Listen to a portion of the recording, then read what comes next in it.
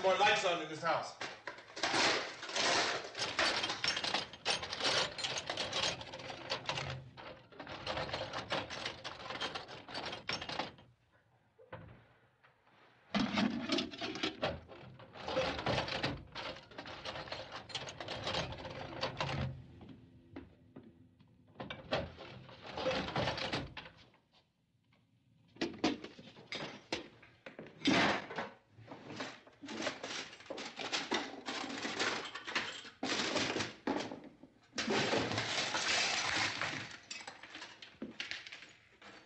Why don't you see if you can find some wood, some boards, something there by the fireplace, something we can nail this place up.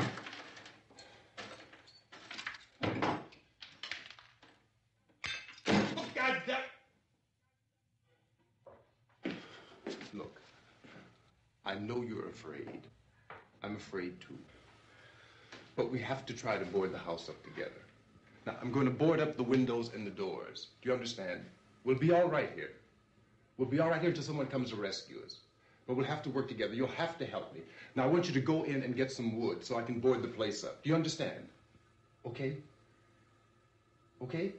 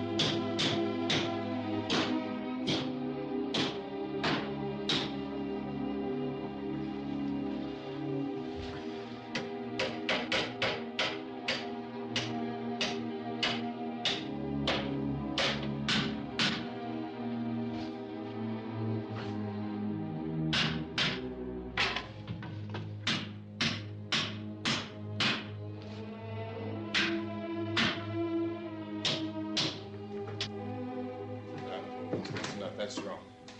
Here, I want you to pick out some nails. Pick out the biggest ones you can find.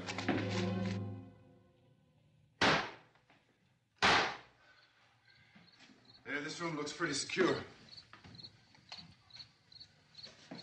If we have to, we can run in here and board up the doors. Won't be long before those things will be back pounding their way in here. They're afraid now.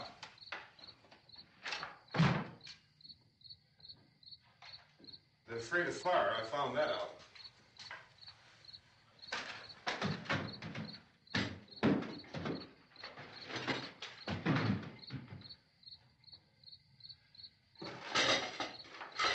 You know a place back down the road called Beekman's? Beekman's Diner?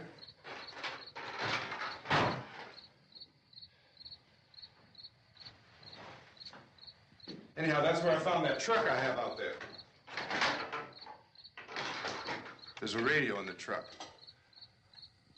I jumped in to listen to it when a big gasoline truck came screaming right across the road.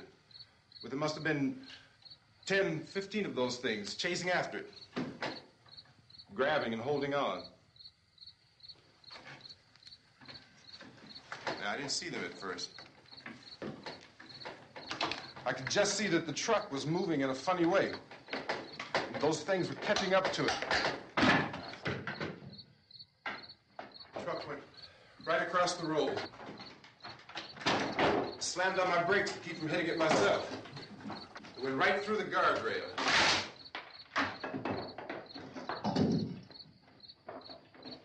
I guess the driver must have cut off the road into that gas station by Beekman's Diner.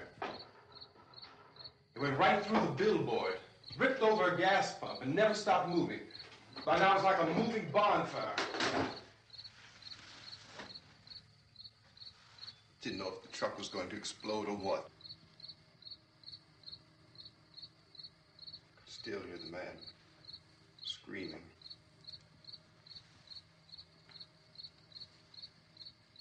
This thing is just backing away from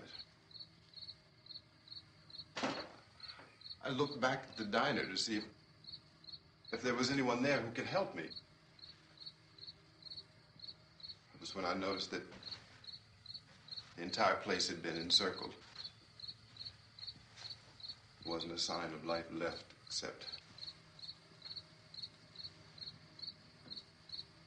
By now there were no more screams. I realized that I was alone with 50 or 60 of those things, just standing there, staring at me. I started to drive. I just plowed right through them. They didn't move. They didn't run or just stood there staring at me. Just wanted to crush them. They scattered through the air like bugs. We were riding in the cemetery, Johnny and me. Johnny.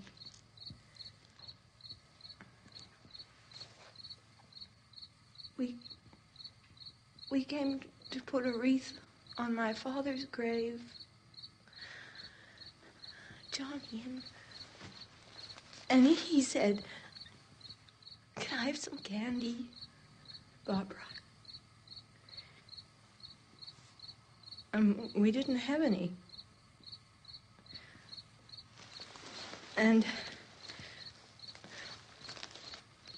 Oh, it's hot in here. Hot.